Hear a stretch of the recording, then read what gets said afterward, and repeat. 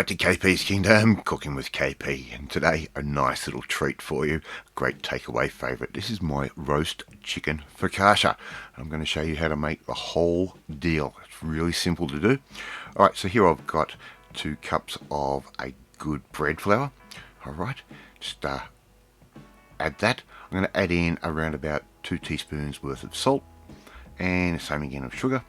That can go straight in, just like that. We're also going to add in, well, we're going to sieve that first. That's the first thing we're going to do. So we don't want any lumps. And when making any bread, sifting or using a sieve on your flour and sugar and salt, really important. Alright, so just make sure you get rid of any lumps.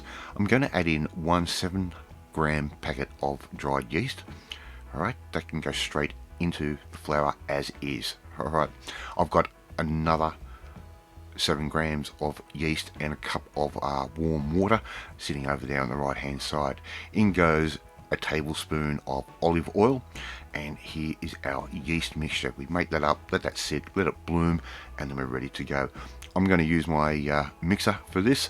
You can do it by hand with a spoon if you want. We don't want to mix it too much, otherwise we're going to screw up the basically the proteins in the flour. Alright, I'm just going to make sure all that oil gets in. Alright, I'm only putting that on. I'm showing you this in real time. Only goes on for around about a minute, if that. And we're ready for our next step. Alright, so what I've got is a little baking tray there on the right hand side, and that's what we're going to make our focaccia in. Let's get rid of any of that dough, like that, and anything off the paddle. Alright, a little bit of olive oil in the bottom of that dish. I'm just going to put my dough in there like that. I'm going to give that a cover, and with a bit of a cling wrap or cling film, just like that. And we're going to leave that sit in a warm place for around about an hour, maybe an hour and a half if you want to. Alright, that dough has risen a little bit.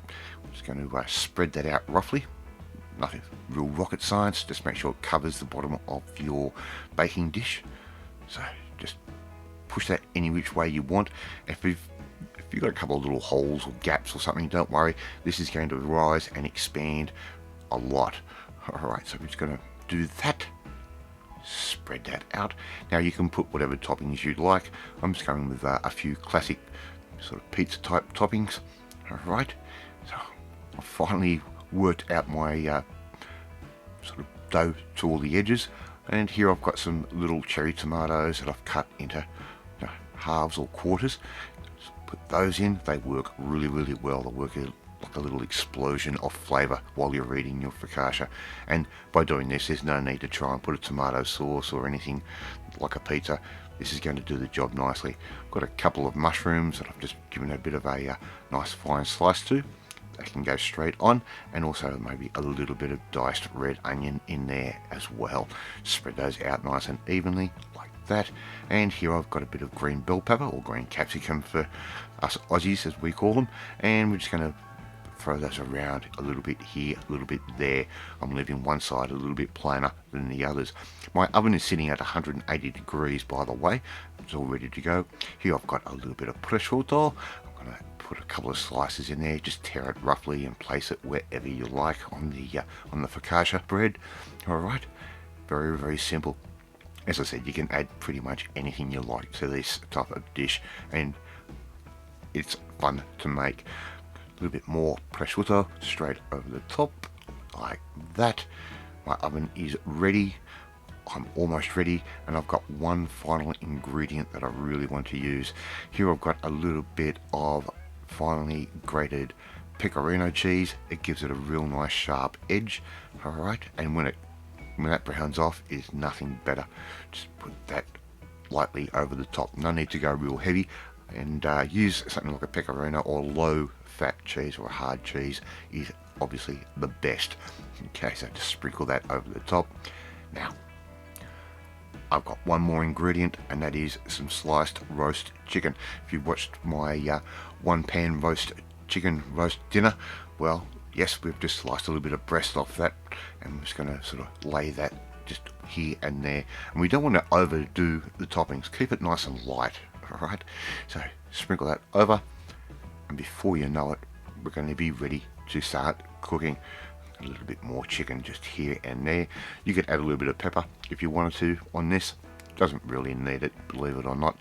Alright, just make sure everything is in its right place. Alright, so I think I'm ready. Let's put that into the oven for around about 25 to 30 minutes, or until it looks a little bit like that. And there you go, you've got a roast chicken focaccia. How easy was that to make? A little bit of basil over the top, just for extra flavour, and it looks pretty as well. Anyway, thank you so much for watching this video. I really do appreciate it. If you like this video, hit that like button. It gives me confidence. It should make you feel warm and fuzzy too. Hit that notification bell. You'll be notified every time a new video goes up. Hey, please share this video with all your friends on all platforms of social media. Leave a comment. I love reading and I love responding to them. In the meantime, you want to learn how to make something really good for dinner like this, and nice and easy, and it's fun, well, you need to come and join the family, my family. Hit that subscribe button, and you'll never miss another one of my videos again. Off to eat my roast chicken focaccia, and I will catch you next time. Bye!